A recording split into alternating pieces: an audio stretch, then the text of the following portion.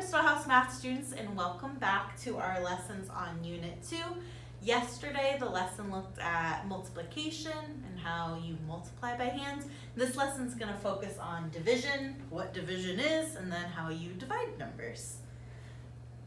The objective for today is going to be I can divide with and without remainders.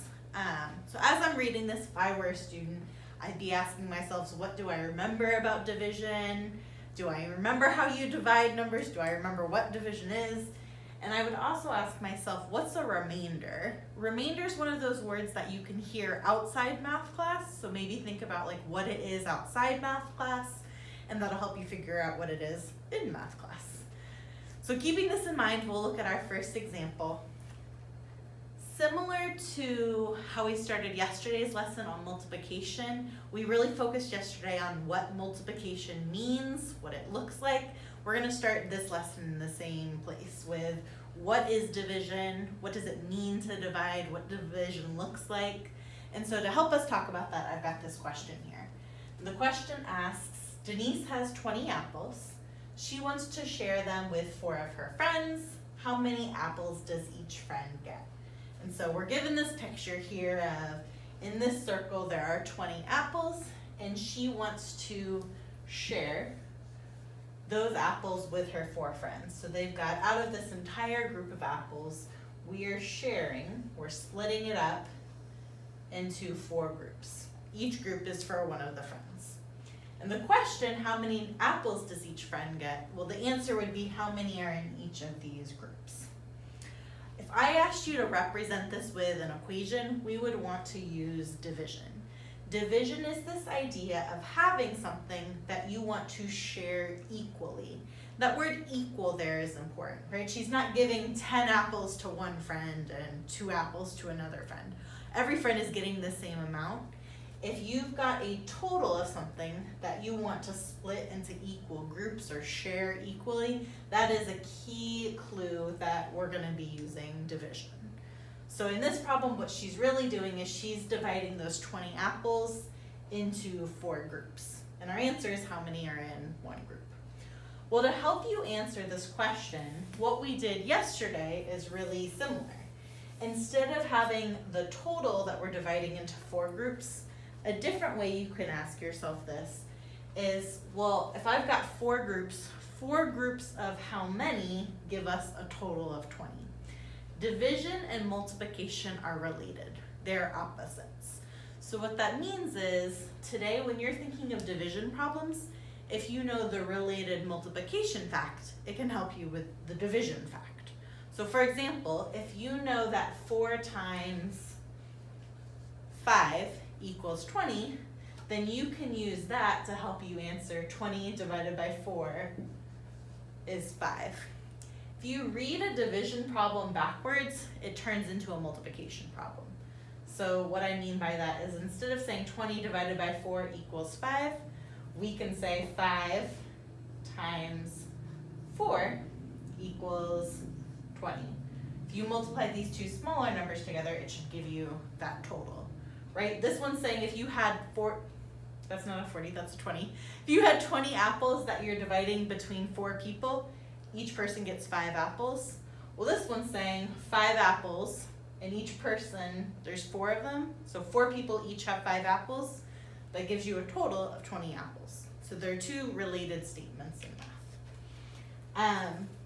The part I want you to leave, the information I want you to leave this part of the lesson with is this idea that division is this idea of sharing equally, splitting something into equal groups. That's going to be really important tomorrow when we start looking at a bunch of word problems and being able to identify, like, oh, they're talking about sharing this equally, it must mean it's a division problem. Now this was one example. Notice in this example here, Denise was able to give all 20 of her apples away. When she went to divide it all up, each person had 5 apples, and she didn't have any extras, she didn't run out. It was the perfect amount to split between her 4 friends.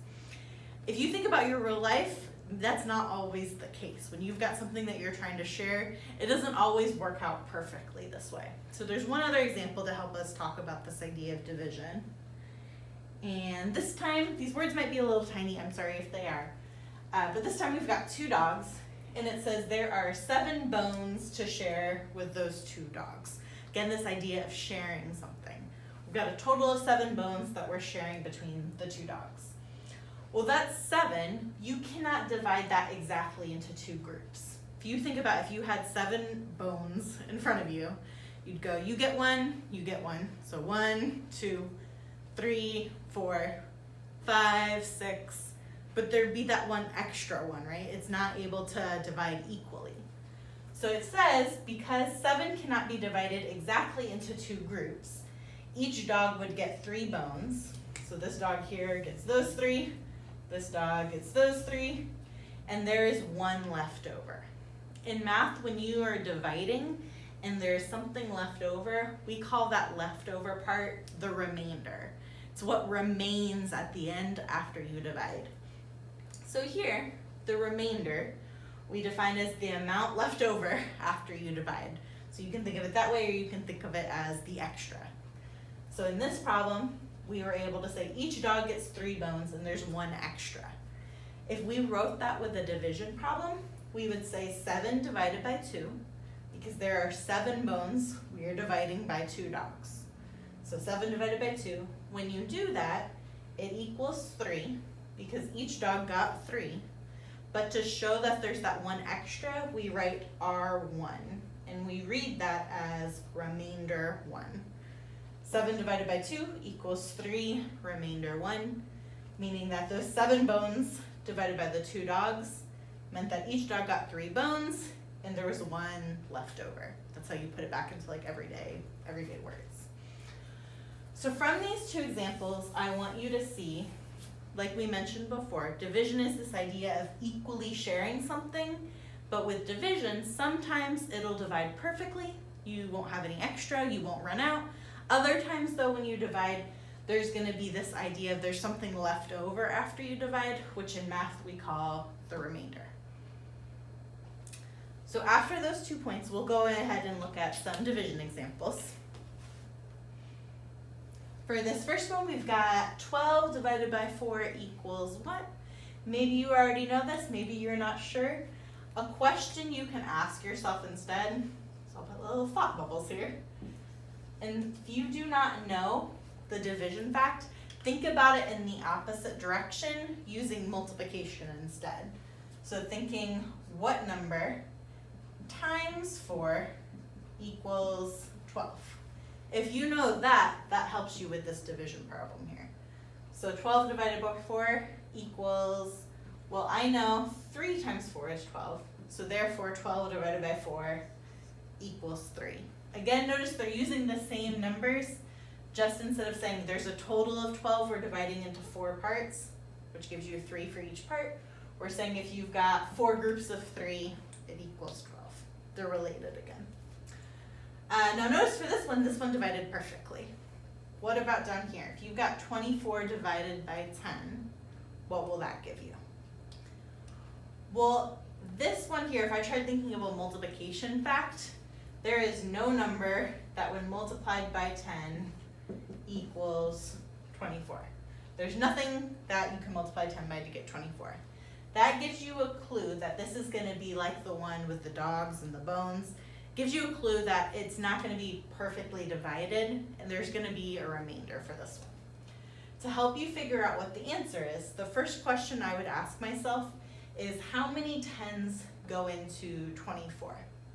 Now what I mean by that, if I'm using this example up here, if I ask myself how many 4s go into 12, well, if you count up by 4, it goes 4, 8, 12, that is 3 of them, which is another way to get this 3 here. If I ask myself how many 10s go into 24, well, you've got 10. 10 plus 10 gives you 20. Another 10 would give you 30. Well, if we only have 24, 30 is too much. So that is only 2. 2 10s go into 24. So the first part of my answer would be 2. Well, if you're counting up by 10s, when you have 2 10s, that's 20. But we have 24 we're dividing up. So that would mean, if I find the difference here, If I got up to 20, that means I have 4 extra. So I would say remainder 4. Where did I get that 4? Well, if I got 20, I need another 4 to get to 24. So 20, 21, 22, 23, 24 gives me the remainder 4. Just like up here, you could say 3 times 4 gives you 12. You can also use multiplication to help you with this one. If I have 10 times 2, 10 times 2 is 20. And then I add in the remainder. I add in that leftover part. So 20, 21, 22, 23, 24, which puts me back here. I'm talking about it a lot of different ways. You could use multiplication. You can use this idea of how many go into the number. Some of these you might just already know. Find the way that works for you and then stick to that way. So there's one last one here. 9 divided by 6. Do you think you know this one? Well, if you're using this idea of how many 6s go into 9, I'm counting up by 6. We've got 6. 6 plus 6 gives me 12. That's already too much. I only have 9. So I would say, well, it goes in 1 time. 6 times 1 is 6. I've got 9. So that means there is a remainder of 3. 6 goes into 9 1 time. That gets me to 6. And then 7, 8, 9 means there's 3 left over. Now there's one last one. It's another division question, but this time it's asking us to draw a picture. If any of these you weren't sure where the remainder is coming from, or you weren't confident in your answer, you can always use a picture to support your answer, a picture to help you figure out, okay, my answer is correct. I wouldn't recommend doing this for every division problem, but if you're just starting off, or if it's been a while since you've done division, this idea of using a picture could be helpful. So for example, I've got 8 divided by 3. If we think back to the apples earlier, the problem was 20 divided by 4, and Denise was taking her 20 apples and dividing them into 4 groups for her 4 friends. Similarly here, this is you've got 8 of something that you're dividing into 3 groups. So if I wanted to draw a picture for this, I could start off by showing there are 3 groups. So here are the 3 groups, and I'm going to put my 8 things into those 3 groups.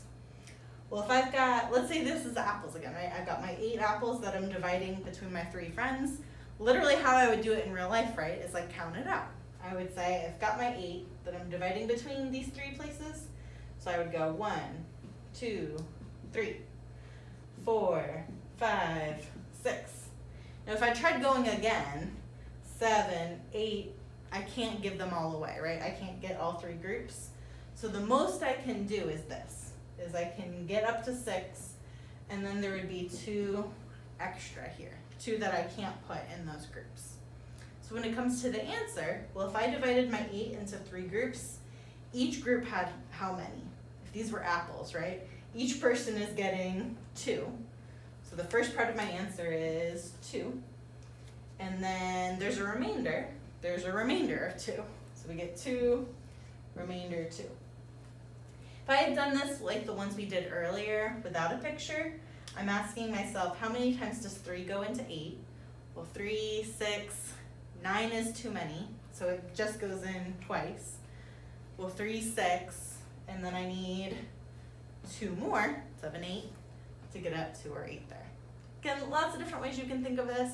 Find the way that works for you and use that to help you with these next ones, which look like this. So for this first one, we've got 36 divided by 4 equals what? Go ahead, try that now. So there's 9.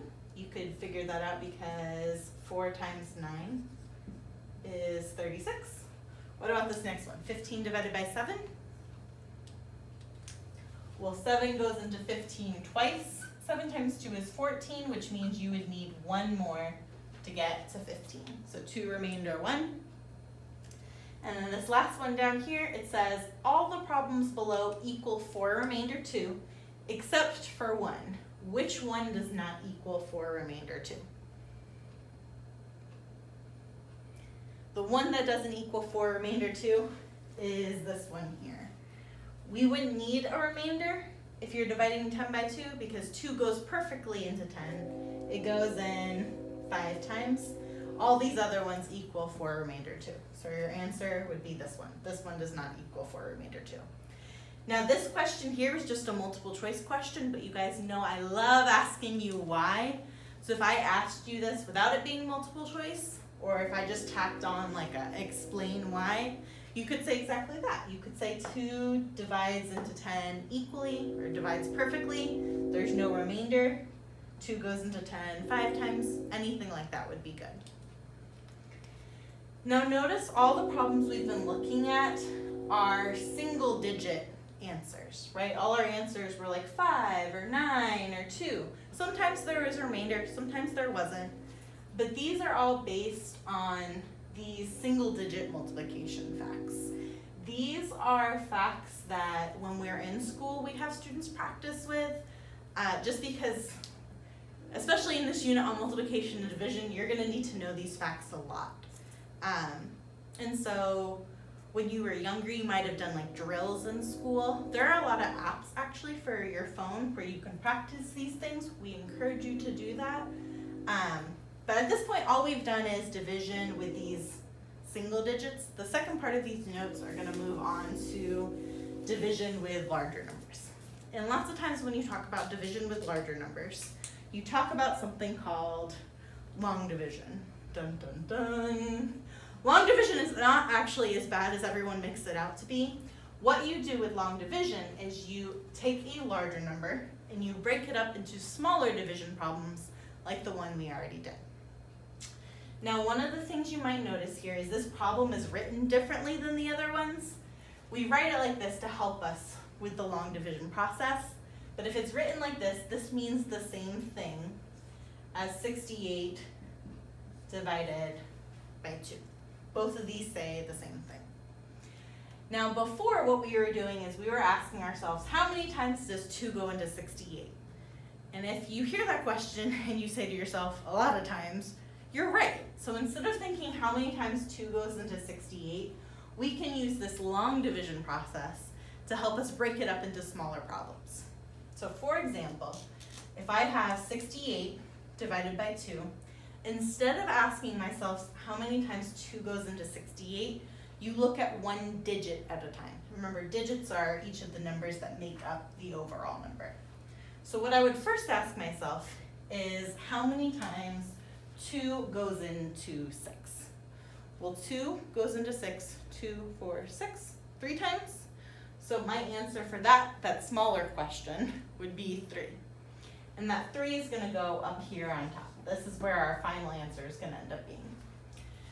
Now after we do that, we want to see, is there a remainder? Now some people just know 2 goes into 6 3 times, there's no remainder. So some people just go ahead and write a 0 to show that there's no remainder. Other people learn to show that work, and to show it you would say 2 times 3 is 6, and then we subtract to see if there's a remainder, and here the remainder is 0. Again, it's going to depend on which way you're familiar with. Some people learn it, just go ahead and write down the remainder. Other people learn it with this method here. Pick the way that works for you and then keep it that.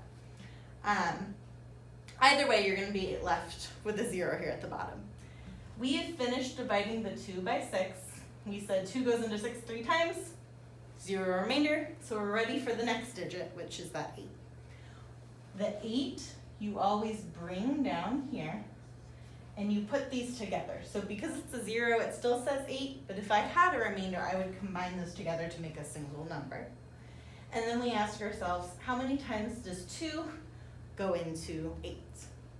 Well, 2 goes into 8, 2, 4, 6, 8 times? Not 8 times, 4 times. 2 goes into 8 4 times. That 4, again, is an answer, so we'll put it up here at the top. And then, just like before, we ask, is there any remainder? Well, 2 goes into 8 perfectly, goes in 4 times, there's nothing left over. So you can just go ahead and say 0, we're good, we're done. Or if you have learned to show your work, you can say 2 times 4 is 8, and then subtract to show that the remainder is 0. All of those steps I was going through are over here, and notice you repeat. So if there was a another number here, you would just keep going through those same steps. You start off by dividing. Divide 2 and 6 to get 3. You multiply, so 3 times 2 gives you 6. You subtract to find the remainder. 6 minus 6 is 0. And then you bring down your next number and repeat. So we did it again. We said 8 divided by 2. We did this first step. 8 divided by 2 gives you 4. We multiplied. 4 times 2 gives you 8. We subtracted to find the remainder. 8 minus 8 is 0. And then if there had been another number here, we would have brought that one down. So I could put a ton of numbers here and you would just keep cycling through those same steps. Either way you do it, we get this right here. This is our answer. 2 goes into 68 34 times. So I could say my final answer is 34. Ta-da! There's a couple more examples we'll look at. I'm going to go ahead and erase this. Our last two examples are going to look like this. This first one says 727 divided by 3 equals what? First thing I'm going to do is I'm going to change it to look like long division. So I'm going to put that first number, 727, inside our division sign. And then that 3 would go outside. And just like before, we're going to break it up into parts. So instead of asking myself how many times 3 goes into 727, I'm going to look at one digit at a time. I'm going to say 3 goes into 7 how many times? What is 7 divided by 3? Well, 3 goes into 7, 3, 6, so twice. That 2 would come up here. And then I'm asking myself, what is the remainder? So you might know the remainder is 1 and you could write that. Or you could say 2 times 3 is 6. So when we say 3 goes into 7 twice, that gets you up to 6. And then subtract to see that our remainder is 1. I finished dividing my 7 by 3, so now my next step is bring down that next digit. So I'm going to bring down my 2 and start all over again. So now I'm asking myself, how many times does 3 go into 12? Or another way to say that, what is 12 divided by 3? You saying 4? 3, 6, 9, 12. That's 4 times. So 3 goes into 12, 4. That's going to go up here. What comes next? We need the remainder. So I'm going to say 4 times 3 gives me 12. If I subtract, that shows the remainder is 0, right? 3 goes into 12 perfectly. Goes in 4 times, there's nothing left over, which is why the remainder is 0. What comes next? Well, we haven't finished yet because we still have this 7. So my last step is bring down my 7 and then divide again. We could say 3 goes into 7 how many times? Well, we already asked ourselves this earlier, right? 3 goes into 7 twice. So my 2 goes there. And then I could say 2 times 3 gives me 6. And then subtract to see that the remainder is 1. What comes next? Well, normally it's breaking down the next number, but notice there are no other numbers left. We finished dividing. The difference between this problem and the last one we did is the last one, our remainder at the end was 0 because it divided perfectly. Here, however, our remainder is 1. So my final answer when I go to write it is I'm going to say 242. But then just like those earlier problems we did, we need to include this in our answer. So we're going to say 242, remainder 1. And that is our final answer. There's one last one. Notice the numbers are getting a little bigger. This time we're dividing by 15. The idea is the same. I'm going to start off by saying 360 divided by 15. And just like before, I'm going to take it a digit at a time. So the first question I would ask myself is, how many times does 15 go into 3? Well, lots of times in class people say 5. And if you're saying 5, I know why. You are not thinking how many times 15 goes into 3. You're thinking how many times 3 goes into 15. If we're asking ourselves how many times 15 goes into 3, if you're counting up by 15, 15 times 1 is 15. It's already too much. 15 does not go into 3. What that means is instead of asking ourselves how many times 15 goes into 3, I'm going to use the next number with it. I'm going to say, how many times does 15 go in to 36? Now if you're counting up by 15, 15 does go into 36. 15 times 1 is 15. If I add another 15 in, well 15 and 15 give me 30. So that would be 2 of them. Do you think another 15 can go into 36? Well, if you tried, another 15 is 45. That is too much. So we could say 15 goes into 36 twice, because that gets us to 30. 15 goes into 36 twice. 15 times 2 is 30. What's that mean our remainder is going to be? Well, if we subtract, that gives me a remainder of 6. Our next step. We've still got a number here, so we want to bring down that 0. And then we could ask ourselves, how many times does 15 go into 60? Well, you've got this you've started. You could keep going. We know 15, 15, 15, 3 of them get you to 45. So one more 15 would get you to 60. So that's a total of 1, 2, 3, 4 15s. So I could say 15 goes into 60 4 times. 4 times 15, well, we already did that. 1, 2, 3, 4 of them equals 60. So 4 times 15 gives you 60. And there is 0 remainder. So our final answer, oh, it's already right there. 360 divided by 15 equals 24. Now there's one last part to this. If I asked you to check your answer, do you know how you could check this division? The answer is not put it into a calculator, although that is a way you could check. There's something you could do to check this. Well, using this one here as an example, I'm actually going to go back to one of our earlier problems. So one of the earlier ones we looked at is we said 20 divided by 4 at the very beginning of class, right? Denise and her apples and her friends. We said 20 apples divided by the 4 people gives you 5. And we related this problem to something. We said division is related to multiplication. They're actually opposites. One way you could check this is by confirming that 5 times 4 equals 20. So you could check by saying 5 times 4 equals 20, which it does. That idea of comparing it to multiplication is still true with larger numbers. So if I wanted to check that 360 divided by 15 equals 24, if I wanted to check by doing something by hand, by not reaching for a calculator, you can check by using this idea that division and multiplication are opposites, and check by making sure that 24 times 15, making sure that it equals 360. So let's do that. Let's take 24 times 15. Guess what? We're going to use those multiplication skills we learned yesterday. So I start with my 5. I say 5 times 4 is 20. Then I do my 5 times 2. 5 times 2 is 10, plus that 2 gives me 12. Then I can multiply again with this 1.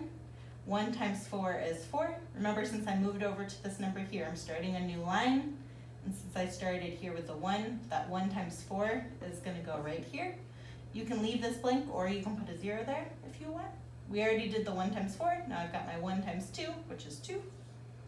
My last step here is I've got those 2 lines. I want to add them together to get my final answer. 0 and 0 is 0. 2 and 4 is 6. 1 and 2 is 3. And gasp! Look! It is what we were looking for. So this is just an idea of how you could check, using that fact that multiplication and division are related to help you confirm that your answer is 24. These are the last examples I have for you guys. There are, I think, 3 on this last slide for you to try. Similarly to what I said in the multiplication video, for a lot of our students, some students have been out of school for 5, 10, 20 years.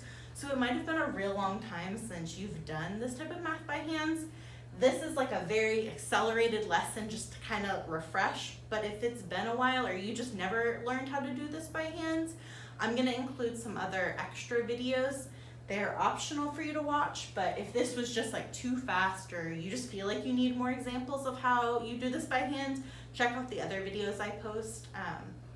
And if you're still feeling like you're having trouble, then reach out to me or Denise and we can give you more examples and more support. But for now, these are the last 3 problems I've got for you. This first one says 75 divided by 5 is what? The next one says 882 divided by 7 equals,